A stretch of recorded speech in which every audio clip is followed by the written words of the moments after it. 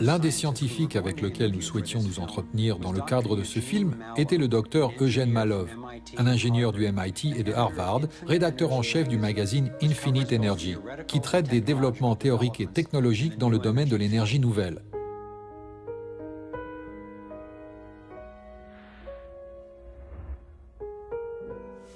Dr Malov a été mystérieusement battu à mort en 2004. Si ces inventeurs étaient tous des blagueurs et des charlatans, je me suis demandé pourquoi ils avaient été supprimés de manière si brutale et systématique.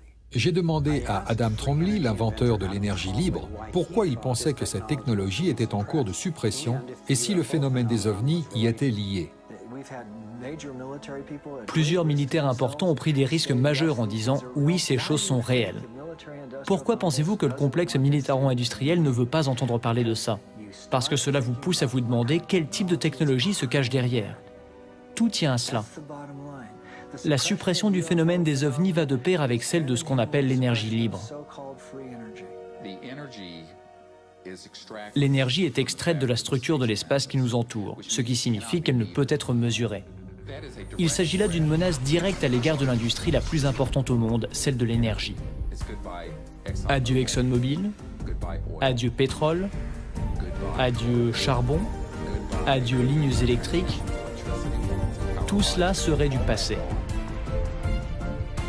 Malheureusement, il s'agit d'une tirelire de quelques 200 000 milliards de dollars. Les réserves avérées de pétrole, de gaz et de charbon sont estimées à 200 000 milliards de dollars.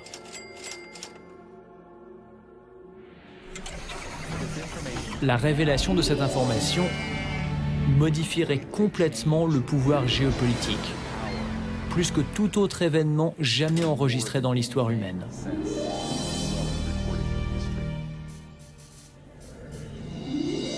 Et cela se produirait en une génération.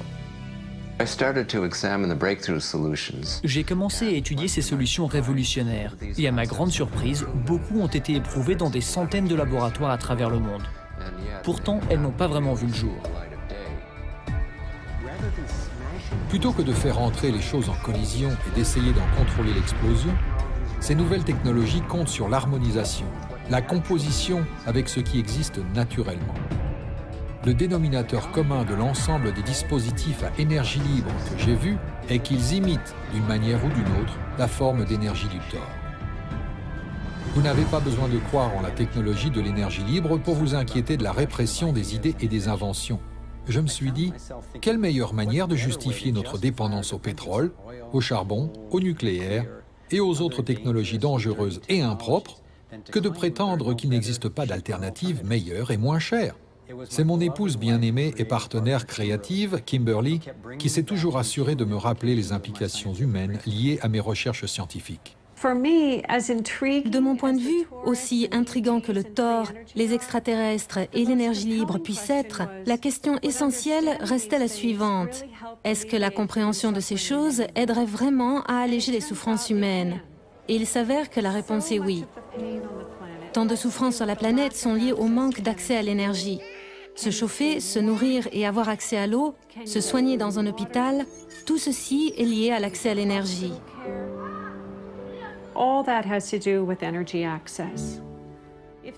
S'il existe un modèle fondamental dont je pense que l'évolution serait efficace et qui nous permettrait de créer de nouvelles technologies afin de résoudre ces problèmes, alors cela vaut la peine que j'ouvre mon esprit à ces sujets socialement tabous.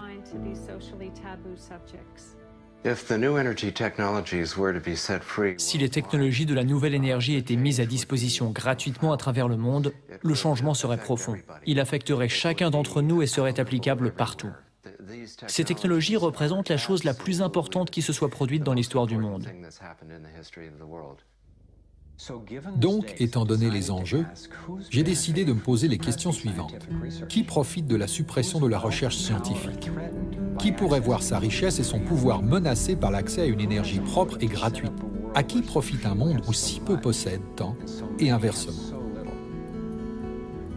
En tant que chercheur indépendant, j'ai suivi l'une des règles fondamentales du journalisme d'investigation. Si une histoire n'a pas de sens, suivez l'argent.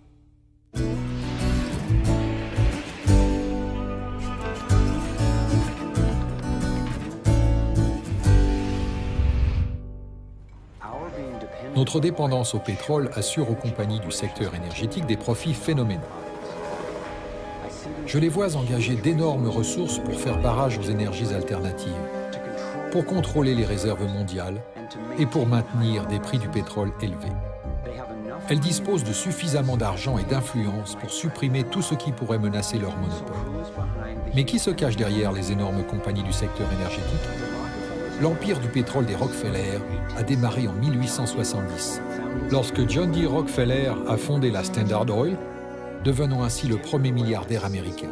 Depuis, la Standard Oil est devenue ExxonMobil et a donné naissance à bien d'autres compagnies. Les Rockefeller contrôlent également notre alimentation. À l'origine, ils ont été responsables de la mutation mondiale en faveur d'une agriculture à grande échelle basée sur le pétrole. Je me souviens de la pseudo-révolution verte des années 60 et 70. Comme la plupart des gens, j'ai pensé que c'était une bonne chose. Cependant, l'idée reposait sur la plantation d'énormes parcelles d'une seule culture, utilisant de grandes quantités de pesticides, herbicides et fertilisants à base de pétrole. La révolution verte était une idée originale de la division des sciences naturelles de la Fondation Rockefeller, en partenariat avec de grandes entreprises agricoles. L'agriculture basée sur le pétrole a généré quantité de nouveaux profits pour l'industrie pétrolière, mais n'a jamais tenu ses promesses d'éradiquer la faim et de promouvoir la santé. Au début, elle a augmenté la productivité parce que chaque parcelle était exploitée pour une production immédiate. Mais on peut aujourd'hui constater ses coûts réels. Les contribuables paient des milliards en subventions aux entreprises géantes de l'industrie agroalimentaire. Les petites exploitations familiales ont disparu. La biodiversité est détruite. Les produits chimiques toxiques empoisonnent les ouvriers agricoles et polluent la terre. L'eau et nos réserves en nourriture mettent en danger notre santé à tous. En 2010, près d'une personne sur 7 dans le monde n'a pas mangé à sa faim.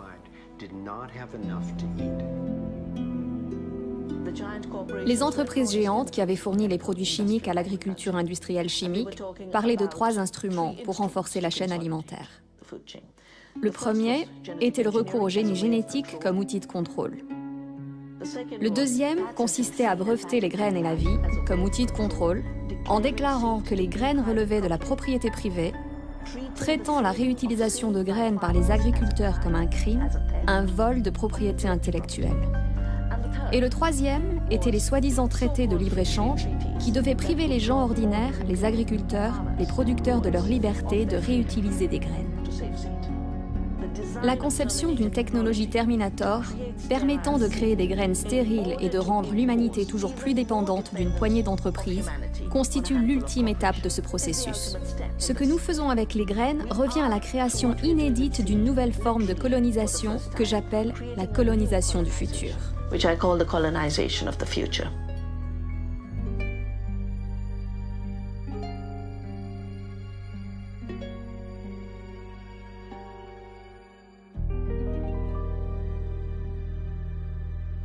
Donc, dans 2 domaines cruciaux, à savoir l'énergie et l'alimentation, les mêmes familles d'élite issues du monde de la banque et leur entreprise ont pris le contrôle et les conséquences ont été dévastatrices. De mon point de vue, cela a été bouleversant, au début, de découvrir un tel monopole d'influence. Mais je savais que c'était important, un peu comme lorsqu'on apprend qu'on est victime d'une maladie grave mais curable. Il est alors utile d'en comprendre la cause et le fonctionnement si on souhaite la soigner. J'ai donc continué mon enquête. Si de grandes familles issues du monde de la banque contrôlent les marchés du pétrole et de l'alimentation, dans quel autre domaine leur influence s'exerce-t-elle? Comme je suivais la trace de l'argent, j'ai commencé à constater le même schéma de contrôle dans tous les aspects de nos vies. Et j'ai toujours trouvé les mêmes familles à leur tête, soit directement via leurs banques et entreprises, soit indirectement via leurs grandes fondations. Encore une fois, ce sont les Rockefeller qui ont créé la National Education Association, organisation syndicale de l'éducation nationale aux États-Unis, avec l'aide de la Fondation Carnegie, et plus tard, celle de la Fondation Ford. Ce que les capitaines d'industrie attendaient de nos écoles, c'est une main-d'œuvre obéissante et docile, constituée d'employés faciles à gérer et de consommateurs enthousiastes. Les écoles sont faites pour mettre en place des habitudes fixes en réponse à l'autorité. C'est pourquoi cela prend 12 ans. On attend de vous que vous répondiez par réflexe quand une personne avec un statut d'autorité vous dit quoi faire. Tout comme l'éducation, la santé est un autre domaine sous l'influence de l'argent et des grosses entreprises. Par exemple, l'American Medical Association est largement financée par les Rockefeller qui se servent de leur argent pour influencer les recherches et les prises de décision de l'AMA. Le médecin moyen, au terme de 4 années d'école de médecine, aura suivi un cours sur la nutrition, soit 2h30 le plus souvent, dont les supports et les programmes sont fournis par le Conseil national du lait et le Conseil national du bétail et de la viande, ainsi que par d'autres industries telles que l'association sucrière, qui commercialisent des produits avant tout néfastes pour notre santé. Malheureusement, le système médical est structuré de telle manière que l'enseignement est prioritairement financé par les laboratoires pharmaceutiques. Le but est donc de fabriquer et de vendre autant de médicaments que possible. C'est également pour le médecin comme pour le laboratoire pharmaceutique et l'ensemble des institutions médicales une manière rapide de faire de l'argent. Mais en fait, cela perpétue les problèmes qu'on était censé résoudre. Les effets secondaires peuvent inclure nausées, sécheresse de la bouche et constipation. Baisse des globules blancs qui peut s'avérer grave, effets secondaires sexuels, diarrhée, nausées et somnolence, peut entraîner le coma ou la mort. Jusqu'où iront ces forces pour faire du profit? Iraient-ils jusqu'à supprimer les traitements des maladies, de la même manière qu'ils ont supprimé la technologie de l'énergie libre? Malheureusement, mes recherches m'ont révélé que la réponse est une fois encore oui. Un exemple bien documenté est celui du docteur Royal Rife. Dans les années 1920, le docteur Rife a inventé les microscopes les plus avancés de son époque. Il a également développé une nouvelle technique qu'il a nommée résonance coordinatrice, qui était apparemment capable de détruire les tumeurs cancéreuses et les virus. En 1934, lors de tests cliniques affiliés auprès de l'Université de Californie du Sud, le traitement de Rife a été testé sur 16 patients en phase terminale de cancer. En l'espace de 3 mois, ils ont tous été guéris. Peu de temps après, un laboratoire testant la technologie de Rife a brûlé et un procès sans fondement a été engagé. Grâce aux efforts de Maurice Fishbein, responsable du journal de l'American Medical Association, le laboratoire de Rife a été fermé et ce dernier ruiné. Son travail aussi brillant que prometteur est tombé dans les oubliettes. Il m'a été difficile d'admettre qu'on puisse vraiment supprimer des traitements médicaux. Le cancer a frappé ma famille comme une rivière déchaînée. J'ai découvert que tout était lié au brevet. Si un laboratoire pharmaceutique peut breveter un traitement et en tirer profit, surtout si la prise de ce traitement est à long terme, il le commercialise. Sinon, nous n'en entendrons jamais parler. Rife n'a pas été le seul à avoir ses recherches interrompues. René Kess détenait une ancienne formule des Indiens Ojibwe, très efficace. Harry Oxy et Max Gerson utilisaient des remèdes naturels qui fonctionnaient. Mais si vous effectuez des recherches plus poussées, l'AMA les a fait passer pour de complets illuminés. C'est en cela que suivre la trace de l'argent a été si utile, car les mêmes pouvoirs qui contrôlent l'AMA, leur recherche et leur financement, contrôlent également les laboratoires pharmaceutiques. Il y a donc une motivation financière de plusieurs milliards de dollars pour supprimer les traitements qui ne peuvent pas être brevetés. Le fait de savoir que des traitements existent n'a pas soulagé la peine que j'ai ressentie suite à la disparition de tant d'êtres chers atteints de cancer. Cela m'a donné un but vers lequel tourner ma douleur. Je crois que si l'on prend tout l'amour et le dévouement qu'on porte à une personne décédée ou sur le point de mourir et qu'on l'utilise pour développer et fournir ces traitements aux personnes qui en ont besoin, on peut mettre fin à cet héritage du cancer et se sentir mieux.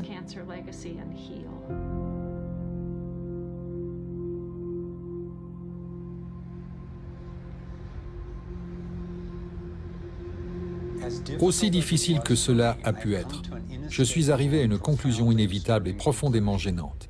Je crois qu'une élite et les entreprises qu'elle dirige n'ont pas seulement pris le contrôle de notre énergie, de nos réserves en nourriture, de notre éducation, de nos services de santé, mais aussi de quasiment tous les aspects de nos vies.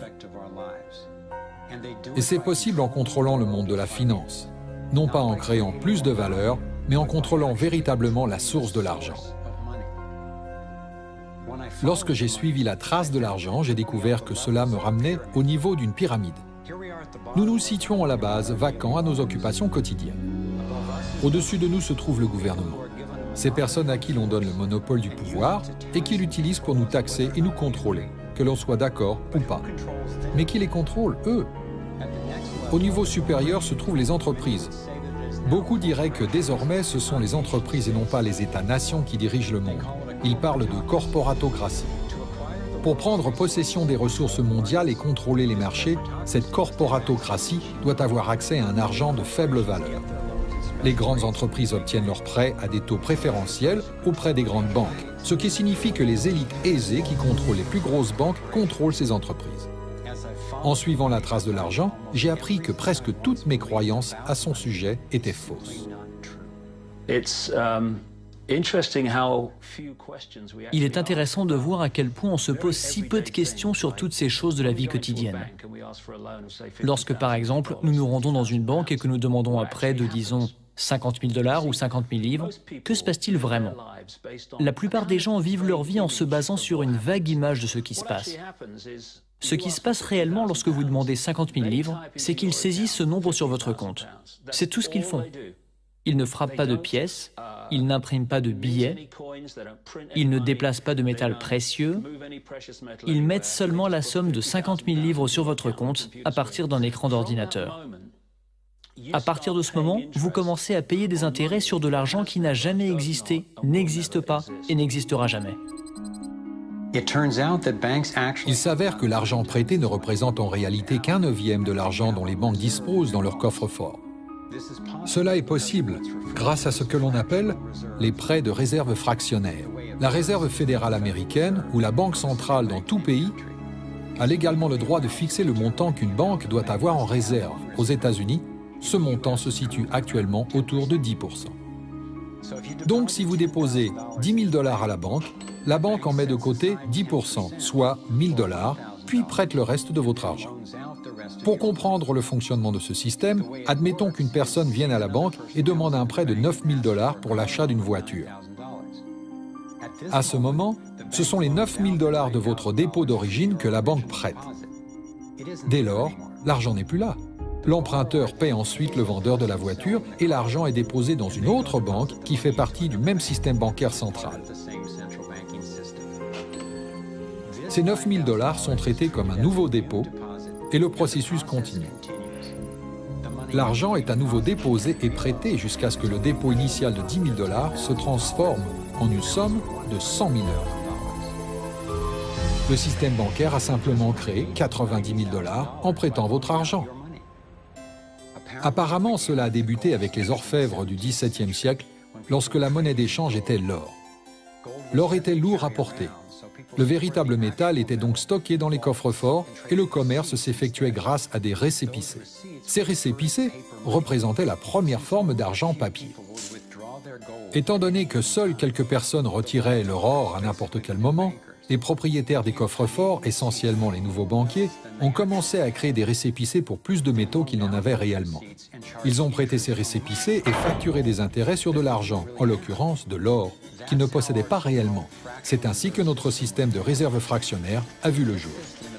Dans ce système, les banquiers sont supposés créer de l'argent à partir de rien, alors que le reste d'entre nous doit travailler dur pour le gagner. Cela a engendré une forme moderne de servitude dans laquelle la masse de la société travaille désormais pour s'acquitter de ses dettes auprès des banques.